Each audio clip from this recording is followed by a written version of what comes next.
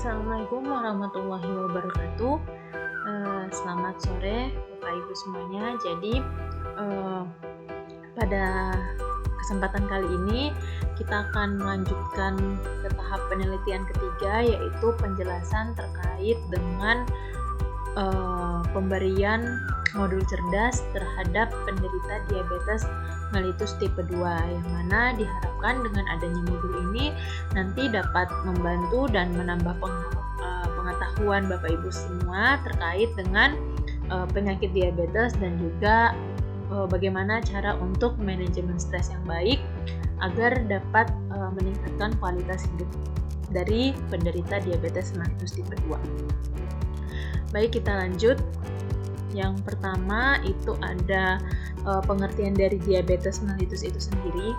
Jadi diabetes mellitus ini, atau yang memang lebih sering dikenal dengan penyakit kencing manis, itu merupakan kondisi di mana metabolisme lemak, protein, dan karbohidrat di dalam tubuh seorang penderitanya itu terganggu. Nah, kenapa bisa terganggu? Karena tubuh kita ini tidak mampu untuk menyuplai hormon insulin sehingga terjadi peningkatan kadar gula darah melebihi normal. Nah, contohnya saja seperti ini. Jadi, hormon insulin ini merupakan alat transportasi, yaitu kalau kita ibaratkan seperti bis. Kemudian si kadar gula darah ini kita ibaratkan sebagai seorang penumpang yang sedang menunggu di terminal bus. Nah, kemudian si penumpang ini atau si gula darah ini dia harus pergi ke bagian sel otot-otot kita untuk memetabolisme lemak, protein, dan karbohidrat. Nah, gula darah ini untuk sampai ke otot, dia membutuhkan bantuan dari hormon insulin itu sendiri.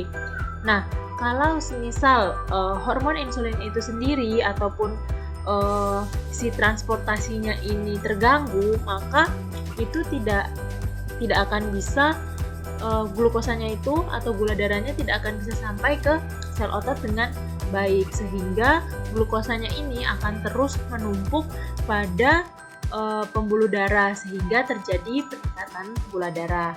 Begitu kira-kira terkait kerja dari hormon insulin ini sendiri. Jadi dia itu sebagai alat transportasinya. Kemudian lanjut. Oke, ini di sini ada tanda dan gejala dari diabetes mellitus. Nah, biasanya pasien-pasien dengan gejala diabetes mellitus itu akan mengeluhkan banyak buang air kecil atau banyak pipis, terutama itu di malam hari. Kemudian banyak minum, banyak makan. Nah, setelah mengeluhkan banyak minum, banyak makan, tapi dia juga mengeluhkan terjadi penurunan berat badan secara drastis. Nah, ini merupakan tanda atau gejala klasik yang biasa dialami oleh seorang penderita diabetes mellitus. Kemudian bisa juga si penderita atau si pasien ini datang dengan keluhan merasa lemas, gatal, sering kesemutan, pandangan kabur, atau keluhan-keluhan pada pria itu ada disfungsi ereksi, kemudian pada wanita itu sering terjadi sensasi gatal. Nah, itu beberapa keluhan yang biasa dilaporkan atau dirasakan oleh penderita diabetes. Nah, kemudian selanjutnya ada melihat dari nilai normal kadar gula darah. Nah, berapa sih kadar normal gula darah kita? Jadi, kadar gula darah itu ada dua, yang sewaktu dan juga waktu puasa. Nah, kalau kadar glukosa sewaktu, itu dia diambil tanpa melakukan persiapan apapun. Jadi, semisal Bapak Ibu ke rumah sakit, kemudian langsung dicek kadar gulanya, nah itu merupakan kadar glukosa sewaktu. Dan di sini kadarnya itu tidak boleh lebih dari 200 mg per desiliter. Nah, kalau lebih dari 200, maka bisa saja ada kemungkinan atau didiagnosis ke arah diabetes mellitus. Nah, kemudian kadar glukosa daerah puasa itu adalah diambil dengan persiapan Bapak Ibu harus puasa terlebih dahulu. Biasa ketika ingin mengambil darah jam 8 pagi atau jam 7 pagi itu dari malam, semisal jam 8 malam ataupun jam 7 malam itu sudah tidak diperbolehkan untuk mengkonsumsi makanan lagi, hanya diperbolehkan untuk minum. Nah, itu nanti paginya akan dilakukan pemeriksaan darah dan itu disebut dengan kadar glukosa darah puasa. Nah, ini tidak bisa menjadi satu kepastian bahwa ketika pasien dengan gula darah sekian itu langsung terdiagnosis diabetes mellitus, karena masih harus ada pemeriksaan lain lagi yang harus dilakukan untuk benar-benar mendiagnosis bahwa seseorang itu terkena diabetes. Nah, kemudian lanjut, apa saja sih faktor-faktor resiko yang bisa menyebabkan terjadinya diabetes mellitus. Nah, pertama itu ada kegemukan atau obesitas ya, yang biasa kita sebut dengan obesitas. Kalau untuk pria itu tidak boleh lebih dari 90 cm untuk lingkar perutnya. Kemudian untuk perempuan itu lingkar perutnya tidak boleh lebih dari 80 cm. Kemudian ada dislipidemia atau kadar kolesterol, itu juga biasa menjadi salah satu faktor resiko. Kemudian orang-orang dengan hipertensi itu biasa juga beresiko terkena diabetes mellitus. Kemudian bagaimana dengan pola makannya? Jadi pola makan yang tidak seimbang, jadi mengkonsumsi tinggi gula, tinggi garam, tinggi lemak, dan juga mengkonsumsi rendah serat. Nah, jadi sudah mengkonsumsi makanan yang tidak seimbang, kemudian kurangnya aktivitas fisik, itu juga bisa menjadi salah satu faktor resiko terjadinya diabetes mellitus. Dan ada juga riwayat penyakit jantung. Nah, selanjutnya faktor resiko yang tidak dapat diubah, ini ada beberapa. Yang pertama itu ibu dengan riwayat pernah melahirkan bayi dengan berat badan lebih dari 4 kg, kemudian bayi yang memiliki berat badan 2,5 kg ya. Kemudian mempunyai riwayat keluarga yang memang sudah menderita diabetes mellitus sebelumnya. Kemudian ada kehamilan dengan gula darah tinggi. Jadi sewaktu hamil itu gula darahnya tinggi, itu merupakan sesuatu yang sudah tidak bisa dikontrol. Kemudian usia di atas 40 tahun itu juga merupakan faktor risiko yang sudah tidak dapat kita kontrol lagi. Kemudian selanjutnya ada bagaimana sih cara kita melakukan manajemen diabetes mellitus, atau bagaimana cara menangani ketika menjadi seorang penderita diabetes mellitus. Nah, itu yang pertama ada dengan secara non farmakoterapi atau dengan tanpa obat-obatan. Jadi biasanya akan diusahakan dulu pengobatan tanpa diberikan terapi tanpa harus melibatkan obat-obatan. Jadi dengan cara mengatur pola makan dan juga pola olahraga. Misal harus makan apa saja, makanan yang tidak diperbolehkan apa saja, dan bagaimana dengan intensitas olahraganya. Nah, ketika pengaturan diet dan olahraga ini sudah diupayakan namun kadar gula darah tetap tidak terkontrol, maka harus kita berikan tata laksana selanjutnya, atau harus diterapi dengan obat-obatan. Nah, untuk terapi dengan obat-obatan itu ada 3. Yang pertama terapi insulin, yaitu dengan cara memasukkan insulin ke dalam tubuh. Kemudian yang kedua itu ada terapi obat hipoglikemik oral atau obat minum yang biasa diminum, itu bisa seperti kayak yang metformin, glimepiride. Nah, itu merupakan salah satu contoh dari obat-obat hipoglikemik oral. Kemudian ada juga terapi kombinasi. Nah, kalau terapi kombinasi ini biasanya mengkombinasikan antara insulin dan juga obat-obatan yang diminum. Kemudian selanjutnya ada stres pada diabetes mellitus. Nah, stres sendiri itu dia merupakan keadaan di mana ketika suatu individu tidak bisa menyesuaikan dirinya antara kemampuan dirinya dan juga tuntutan ataupun tekanan yang harus diterima, sehingga seorang itu atau suatu individu akan menimbulkan kecemasan di dalam diri dia sendiri. Nah, kemudian apa saja sih faktor penyebab stres pada penderita DM itu?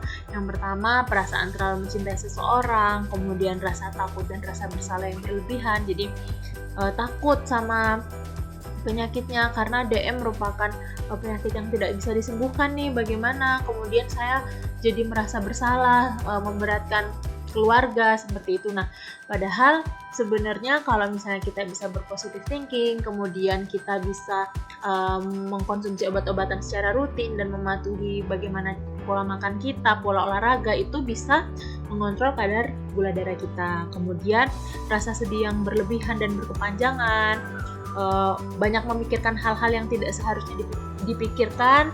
Kemudian dari kesehatan sendiri, mungkin pernah ada kesehatan lain yang terganggu. Kemudian dari segi lingkungan, bagaimana hubungan antara keluarga, kerabat, dan juga tetangga, kemudian bagaimana sosial ekonomi yang sedang dijalankan, itu juga bisa menjadi salah satu faktor penyebab stres pada penderita diabetes mellitus.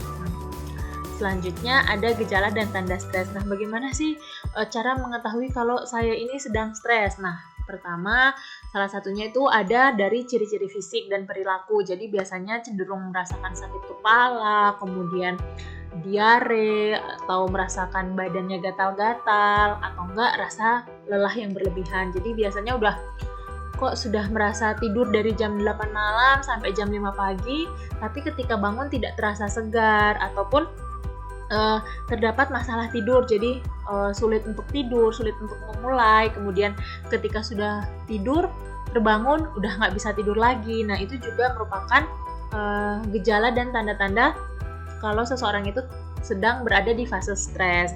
Kemudian ada perubahan nafsu makan, bisa saja nafsu makannya naik ataupun nafsu makan yang turun. Kemudian banyak menghabiskan waktu untuk melakukan hal-hal yang sebenarnya itu tidak produktif. Kemudian menghindari interaksi dengan orang lain, jadi lebih cenderung untuk menyendiri dibanding melakukan interaksi dengan orang-orang di lingkungan sekitar. Nah, kemudian ada dari ciri-ciri kognitif atau bagaimana dari pola pikir. Yang pertama bisa menjadi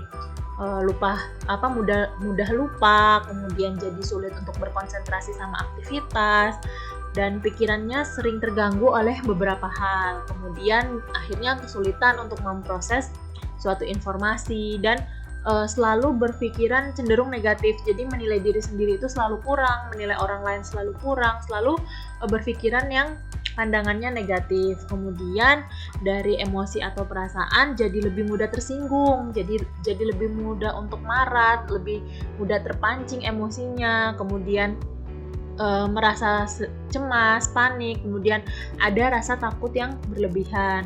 Kemudian dari dalam diri sendiri tuh merasa kayak tidak plong, kok kayak sedih, merasa selalu ingin menangis, dan ada konflik batin. Kemudian bagaimana sih kalau misalnya saya merasakan hal-hal stres seperti itu? Apa yang harus saya lakukan? Nah, yang pertama adalah harus bisa mengenali diri sendiri. Jadi kita harus bisa tahu bahwa setiap orang itu mempunyai kekurangan dan kelebihannya masing-masing. Nah, jadi kita harus bisa tahu nih, oh saya sedang berada di fase stres, maka saya tidak boleh memikirkan hal-hal tersebut yang dapat membuat saya stres dan akhirnya bisa mempengaruhi kesehatan saya. Nah, kedua ada peduli sama diri sendiri. Jadi bagaimana cara kita untuk care atau peduli sama hidup kita sendiri, bagaimana tubuh kita ini membutuhkan apa. Oh, ternyata bagaimana cara saya memenuhi kebutuhan kesehatan, gimana saya memenuhi keselamatan dari diri saya dengan optimal. Kemudian perhatikan juga makanan, olahraga itu juga harus diperhatikan. Nah, kemudian yang ketiga itu ada keseimbangan. Jadi dalam hidup itu kita nggak hanya butuh satu saja, jadi nggak hanya butuh emosional, tapi semuanya harus seimbang antara mental, emosional, intelektual, fisik, spiritual, dan juga aspek rekreasional. Jadi kalau misalnya kita dalam hidup, oke, kita bisa ada aspek mental dan emosional, tapi jangan lupa kita juga butuh fisik yang kuat, butuh fisik yang sehat. Nah, selain itu kita juga butuh pendidikan, kita butuh mendapatkan edukasi, dan jangan lupa sesehat apapun kita itu tetap butuh spiritual. Jadi tetap harus kembali dan melakukan pendekatan-pendekatan spiritual agar hidupnya itu lebih baik, karena dibutuhkan keseimbangan dari segala aspek, bukan hanya dari segi kesehatan baik fisik maupun jasmaninya. Kemudian selanjutnya bersikap proaktif dan mencegah gangguan stres. Jadi ketika memang kita memiliki masalah atau beban, kita tuh harus selalu mengambil tindakan yang proaktif dan harus dari kemauan diri sendiri untuk tidak terjadi stres dalam diri kita. Jadi kayak ya sudah, masalah itu akan saya cukupkan sampai sini. Saya tidak mau memikirkan lagi karena saya tidak mau stres. Misalnya seperti itu. Nah, kemudian ada kemauan dari diri sendiri. Jadi harus dari dalam diri sendiri juga harus ada kemauan untuk menguatkan diri dan memelihara diri supaya tidak terjadi stres. Jadi harus bisa, sekarang kan udah tahu nih ilmu manajemen stres. Kalau saya lagi pusing, lagi banyak pikiran, saya harus bersikap proaktif, harus mencegah supaya tidak stres. Harus peduli nih sama diri sendiri, dan saya juga harus mau untuk melakukan manajemen stres itu. Nah, kemudian selanjutnya itu ada teknik relaksasi. Nah, untuk teknik relaksasi ini ada 5 tahapan, yang mana tahapan-tahapan ini akan kita lanjutkan atau akan kita bahas pada pertemuan dan video selanjutnya.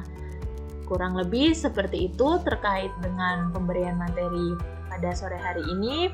Kurang lebihnya mohon maaf, nanti akan dibuka forum diskusi melalui grup di multi-chat ataupun di grup WA seperti itu.